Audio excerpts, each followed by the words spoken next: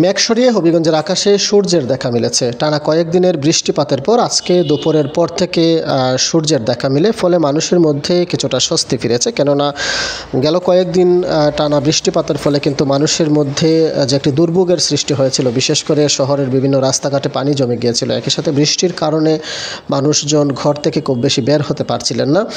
সবগুলো যে দুর্ভোগ রয়েছে, দুর্ভোগের কিন্তু এখন দুর্ভোগ কমবে এমনটাই আসলে প্রত্যাশা করা হচ্ছে। কেননা যেহেতু সূর্যের দেখা মিলেছে, একই সাথে আজকে সারাদিন বৃষ্টিপাত হয়নি, ফলে মানুষের মধ্যে একটি আশার আলো দেখা দিয়েছে। অন্যদিকে যদি বলি যে নদী তীরবর্তী যে মানুষরা রয়েছেন, তাদের মধ্যে সবচেয়ে বেশি আতঙ্ক কাজ করছিল, ভয় কাজ করছিল। এবং যেহেতু খোয়াই নদীর পানি বৃদ্ধি পাচ্ছিল, ফলে নদী তীরবর্তী বা নিম্নাঞ্চলের যে মানুষরা রয়েছেন তারা অনেকটা আতঙ্কে ছিলেন। এবং বলা যায় যে গেল কয়েকদিন তাদের নির্ঘুম রাত কেটেছে। কেননা খোয়াই নদীতে পানি আসলে আসলে বাঁধের ভাঙ্গনের একটা শঙ্কা থাকে। অন্যদিকে যেহেতু বন্যা সতর্কীকরণ কেন্দ্র থেকে বলা হয়েছিল যে ভাটির যে এলাকাগুলো রয়েছে, নিম্নাঞ্চলের যে এলাকাগুলো রয়েছে, সেগুলোতে বন্যার ঝুঁকি রয়েছে, ফলে মানুষের মধ্যে উদ্বেগ উৎকণ্ঠা ছিল।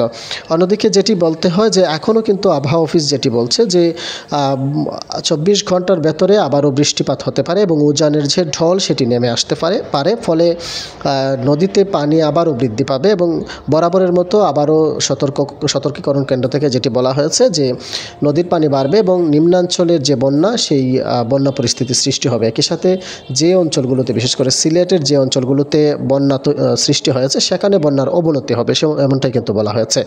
আর হবিগঞ্জের প্রেক্ষাপটে যদি কুশিয়ারা নদীর যে বিষয়টি রয়েছে সেটি যদি বলি, যে এখন পর্যন্ত কুশিয়ারা নদীর পানি যে বৃদ্ধি সেটি অব্যাহত রয়েছে। ফলে নদী তীরবর্তী যে বাসিন্দারা রয়েছেন, বিশেষ করে নিম্নাঞ্চলে, তাদের মধ্যে কিন্তু যত সময় যাচ্ছে তত উদ্বেগ উৎকণ্ঠা বেড়েই চলেছে। কেননা সিলেটের যে বন্যার পানি রয়েছে সেটিও কিন্তু কুশিয়ারা হয়েই একটা বড় অংশ নেমে আসবে। ফলে কুশিয়ারার পানি হবিগঞ্জের রাজবাড়ীগঞ্জ অংশে আরও বৃদ্ধি পেতে পারে। সবশেষ যে সুখবরটি বলতে হয়, যেহেতু সূর্যের দেখা মিলেছে, সবাই প্রত্যাশা করছেন যে হয়তোবা এখন আকাশ পরিষ্কার হয়ে যাবে একটু একটু করে।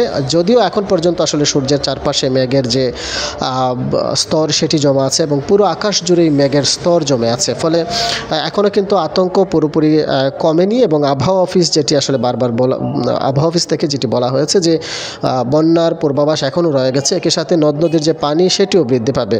ফলে সব মিলিয়ে বলা যায় যে সূর্যের দেখা মিললেও মানুষের যে স্বস্তির বিষয়টি সেটি একেবারে শতভাগ স্বস্তির বিষয় বলা যাচ্ছে না। কেননা বন্যা সতর্কীকরণ কেন্দ্র থেকে আবারও বলা হয়েছে বন্যার পূর্বাভাসের কথা। একই সাথে আগামী 24 ঘন্টার মধ্যে বৃষ্টিপাতের কথাও বলা হয়েছে। সব মিলিয়ে বলা যায় মানুষের মধ্যে যেমন স্বস্তি আছে, তেমনি উদ্বেগ আছে, উৎকণ্ঠাও আছে।